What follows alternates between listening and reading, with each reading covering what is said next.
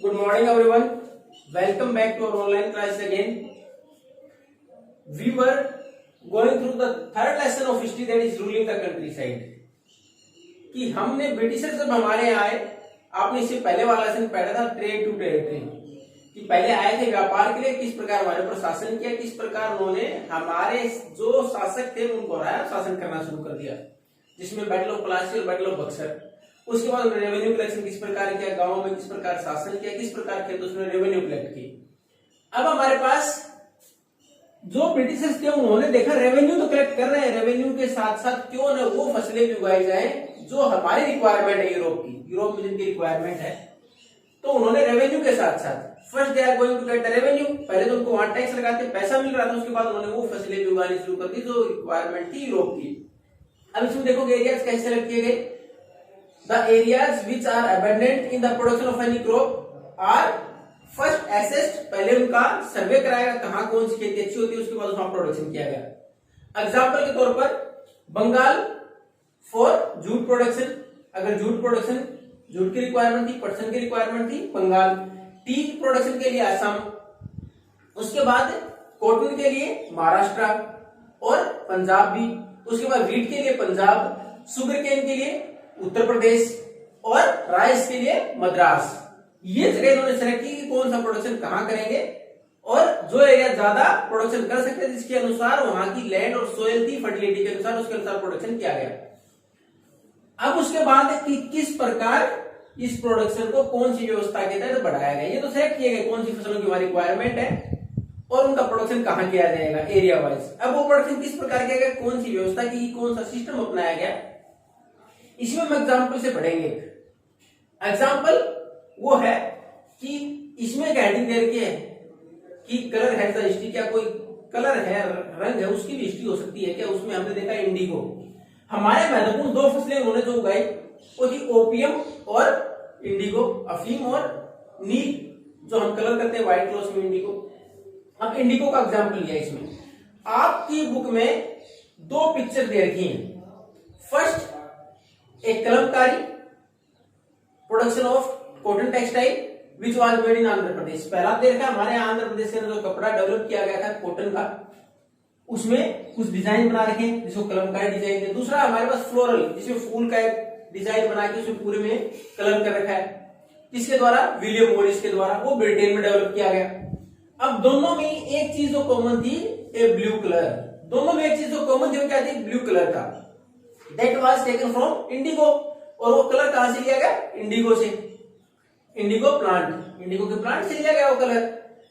अब उसमें दे रखा है कि हो सकता है इंडिगो का जो प्रोडक्शन है वो जो मॉरिस ने इस्तेमाल किया वो भी हो सकता है इंडियन इंडिगो की बात से लेके जाया गया हो, क्योंकि उस वक्त तक सबसे बड़ा सप्लायर और एक्सपोर्टर था इंडिया इंडिगो का जब वो कपड़ा डेवलप किया गया। तो हो सकता है उसमें मॉरिस ने भी उसी कलर को इस्तेमाल किया हो। अब किस प्रकार इंडिगो का इस्तेमाल होना शुरू हुआ। अब शुरुआत में फ्रांस की बात करें, इटली की बात करें, ब्रिटेन की बात करें, तो इंडिगो का इस्तेमाल करते थे अपने यहां कलर करने के लिए कपड़े को। और इंडिगो का जो अच्छा प्रोडक्शन हो सकता है वो कहां हो सकता है, ट्रॉपिकल एरियाज में। India lies both in tropical and सब ट्रॉपिकल एरियाज, और भारत ट्रॉपिकल और सब ट्रॉपिकल दोनों में आता है। तो भारत में इसका प्रोडक्शन ज्यादा अच्छा हो सकता था और पहले से इस्तेमाल कर रहे थे European countries like Italy, France, Britain. लेकिन हमारे यहाँ जो इंडिगो उस टाइम पे शुरुआत में जाता था बहुत कम अमाउंट में अवेलेबल होता था, यानी बहुत कम यूरोपियन कंट्रीज में हमारे यहाँ से इंडिगो की सप्लाई होती थी, और दूसरा उसकी कीमत बहुत ज्यादा होती थी। सप्लाई कम थी, कीमत ज्यादा थी। तो जो प्रोड्यूसर थे कपड़े के, they have to find out other ways to get the colour. अब वो ब्लू कलर उसको इस्तेमाल करने के लिए उनको दूसरे ऑप्शन चाहिए थे। देन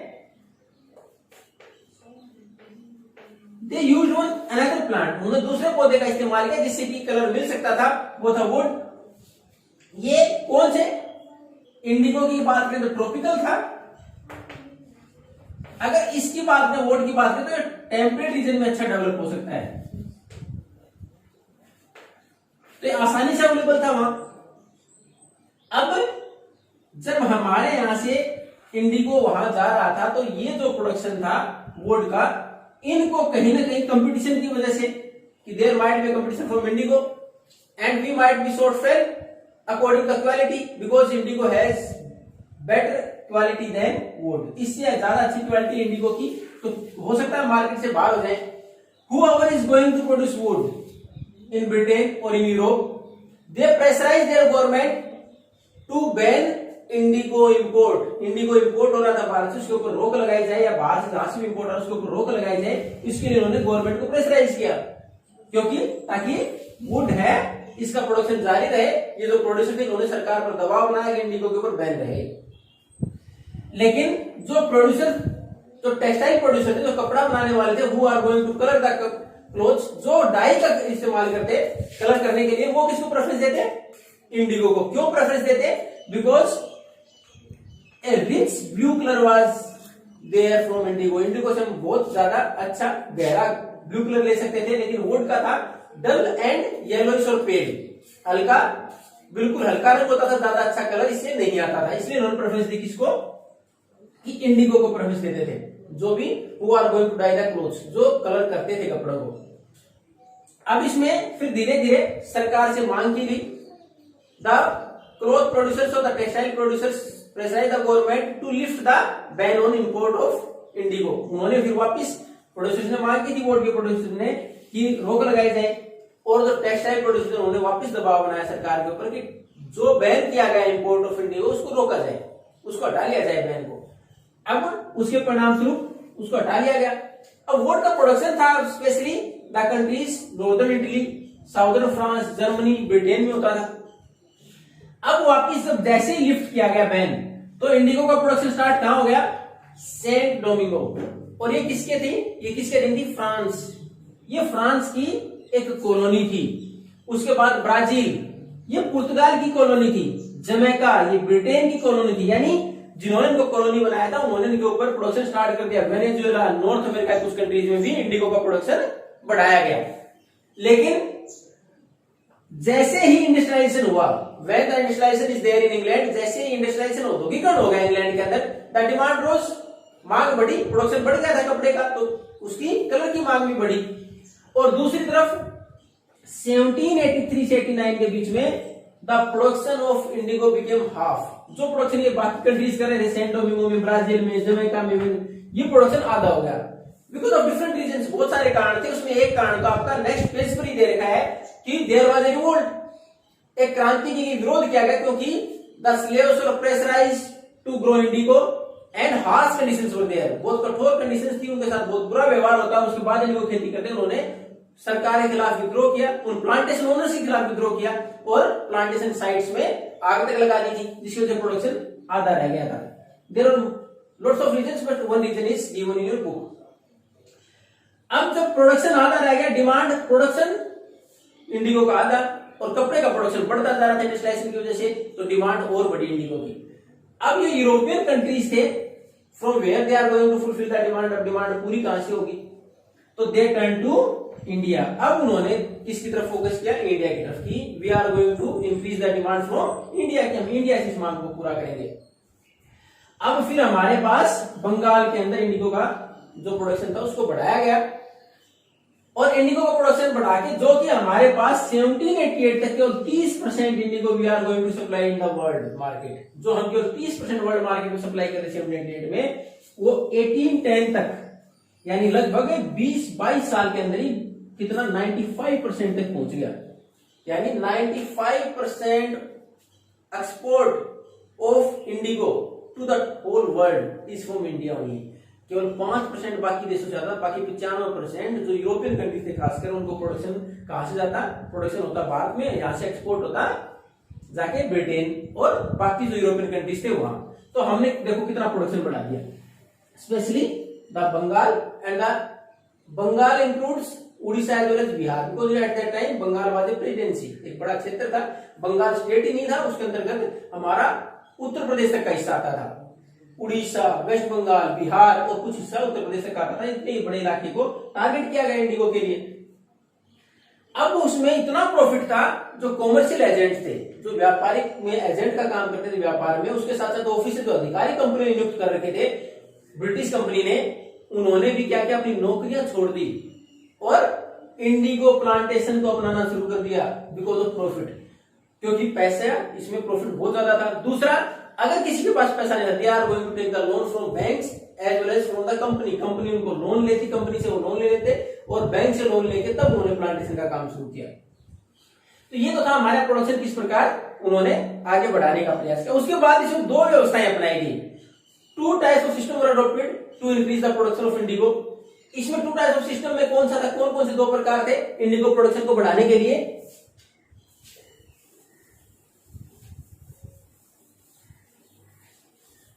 अब इसमें था निश और रियोती।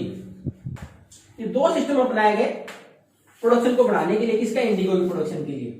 अब जो निश सिस्टम क्या था, इसके अंतर्गत क्या था? इसमें क्या होता, द प्लांटर्स जो बागान मालिक होते, either they both the land, या तो जमीन खरीदते और रेंटेड फ्रॉम द जमींदार से, जमींदारों से किराए पर लेते जमीन।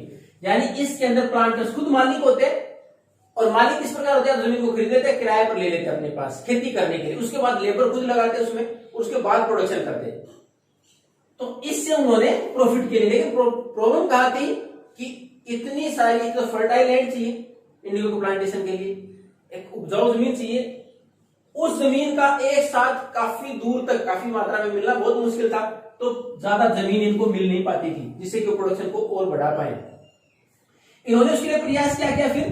दे are suppose to take the land on lease around the factory. जो उन्होंने फैक्ट्री लगाई थी इंडिगो के लिए, यानी इंडिगो की हार्वेस्टिंग के बाद फैक्ट्री में आके उसके बाद तो प्रोडक्ट तैयार होता पूरा कलर के लिए, तो फैक्ट्री लगाई उसके आसपास उन्होंने सोचा क्यों ना जमीन लीज पर ली जाए काफी अमाउंट में, और the farmers to be evicted, the peasants to be evicted from that land, और किसानों को जमीन से बाहर निकाल दिया जाए, खेती करें।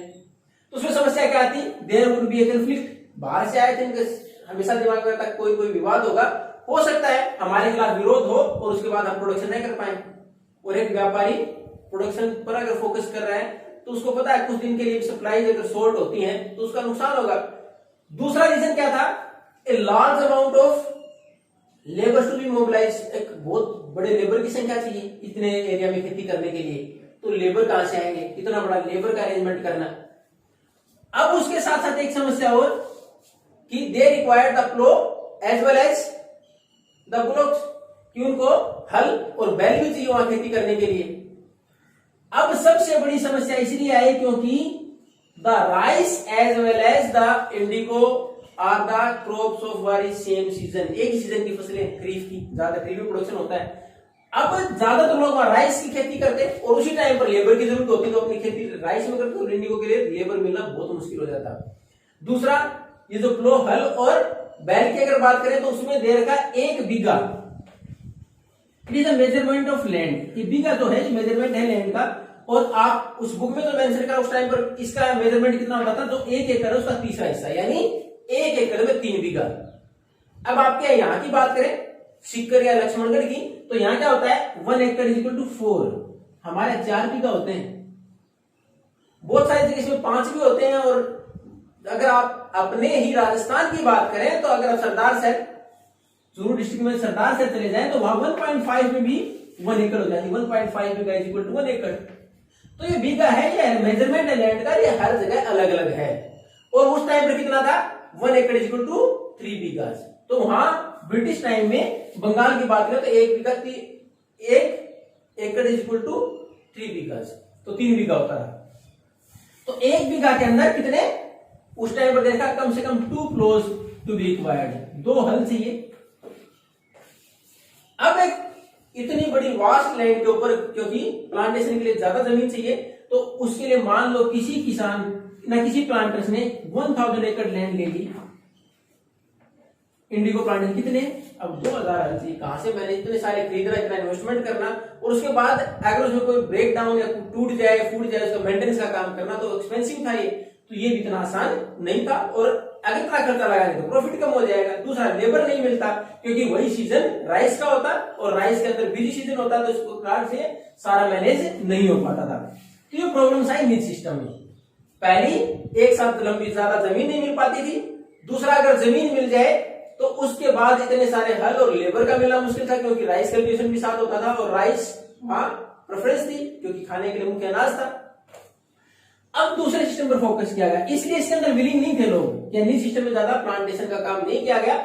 ये इज नियरली अबाउट 25% ओनली। आपकी बुक में मेंशन है कि लगभग 25% उत्पादन इस प्रकार की व्यवस्था के तहत किया गया इंडिगो का। अब दूसरी व्यवस्था अपनाएगी रेवती, जो यानी रिमेनिंग देन बाय दिस 75% जो बचा वो किसके द्वारा किया गया, रेवती सिस्टम के द्वारा किया गया। अभी रेवती सिस्टम क्या था, इसके अंतर्गत a contract was done directly to the peasant. हमने पिछली क्लास में पढ़ा था, पिछले जो हमने कंप्लीट किया उसमें पढ़ा था रेवतवाड़ी सिस्टम। रेवत इसीलिए होता है पीजेंट, किसान के लिए, यानी सीधा किसान से कॉन्ट्रैक्ट किया गया कि हम आपको लोन देंगे खेती करने के लिए, पैसा शुरू में प्रोवाइड करा दिया जाएगा ऑन इंटरेस्ट, लेकिन ब्याज पर ब्याज कम होगा। आप खुद का हल इस्तेमाल करेंगे, बैल इस्तेमाल करेंगे, खेत को खुद तैयार करेंगे, हाँ बीज हम प्रोवाइड कराएंगे। यानी रेवती सिस्टम में सीधा कॉन्ट्रैक्ट किया गया किसान से और उसको लोन प्रोवाइड किया गया खेती करने के लिए, और उसके साथ साथ उसको बीज प्रोवाइड कराया गया, और बाकी सारे भी यानी मिट्टी को तैयार करना, अपने खुद के बैल और हल रखना, उसकी देखभाल करना और हार्वेस्टिंग करना ये किसान का काम था। अब इसमें परेशानी क्या आई, इसमें किसान के लिए बहुत हार्श कंडीशंस होते हैं कि कठोर समस्याएं क्या आई कि जैसे रेवती सिस्टम में अनुबंध किया गया and the planters force the headman, मुखिया को फोर्स किया गया on behalf of the entire Revata in the village. गांव के जितने किसानों के बदले में कौन कॉन्ट्रैक्ट करे, हेडमैन मुखिया। और कॉन्ट्रैक्ट में एक बार तो शामिल हो गया, उसको सारी से प्रोवाइड तो कराते, लेकिन जैसी ही फसलें वो बेचते उसकी कीमत बहुत कम दी जाती और अगला लोन दे दिया जाता। यानी पहले वाला लोन भी पूरा नहीं उतरता था। मान लो शुरुआत में उसको दे दिया गया कि आपको 5,000 के लोन के लिए दे जा रहे, जैसे ही आप फसल लेके पहुंचे तो आपको बोला कि आपकी फसल तो केवल 4,000 की हुई है और आपके ऊपर 1,000 हो और इंटरेस्ट ऊपर से रह गया बाकी। दूसरी फसल के लिए फिर वापस 5,000 लोन दे देंगे, दोबारा उगाए आप। अब ये पहले वाला 1,000 बाकी था, इसमें फिर वापस ऐसे ही करेंगे, तो इस प्रकार वो लोन के अंदर फंस जाते। उन किसानों को लगा कि बहुत हार्श कंडीशन, किस प्रकार की परेशानियां उन्होंने उसका सामना किया। तो इस प्रकार हमारे यहाँ इस रेवती में प्रोडक्शन बढ़ाया गया, प्रॉफिट बढ़ा प्लांटर्स का, उन्होंने तो बहुत पैसा कमाया, लेकिन हमारे यहाँ किसानों की हालत खराब होती चली गई। दूसरा, किसान इसमें विलिंग क्यों नहीं थे, क्योंकि आपने पहले बार राइस और उसकी एक ही सीजन था, और इंडिगो प्लांटेशन की जो रूट होते हैं, डीप रूट्स आर देयर, की जड़ें गहरी जाती हैं, and they are going to explore the nutrients of the soil. जो सोइल के न्यूट्रिएंट्स हैं उनको जल्दी खत्म कर देते हैं। After the harvesting of indigo it is not possible to cultivate rice on that land. उस जमीन के ऊपर राइस उगाना पॉसिबल नहीं था, प्रोडक्शन नहीं के बराबर होता, बहुत कम हो जाता, क्योंकि न्यूट्रिएंट्स थे already taken by the Indigo plantation. तो किसान इसलिए भी उस जमीन को इस्तेमाल नहीं करना चाहते थे। तो ultimately they revolt against the Britishers. तो उसका परिणाम क्या निकला कि धीरे धीरे जो अंग्रेजों ने उनको फोर्स किया था, कंपनी के जो प्लांट उन्होंने फोर्स किया था, धीरे धीरे इसका विरोध भी होने लगा। दो व्यवस्थाएं अपनाई थी, निज और रेवती, और हमारा प्रोडक्शन रिक्वायरमेंट के अनुसार, रॉ मटेरियल के अनुसार इसका प्रोडक्शन बढ़ाया गया था। अब किस प्रकार से खिलाफ हमारे यहाँ विरोध हुआ था, we are going to continue in the next class. Thank you and have a nice day.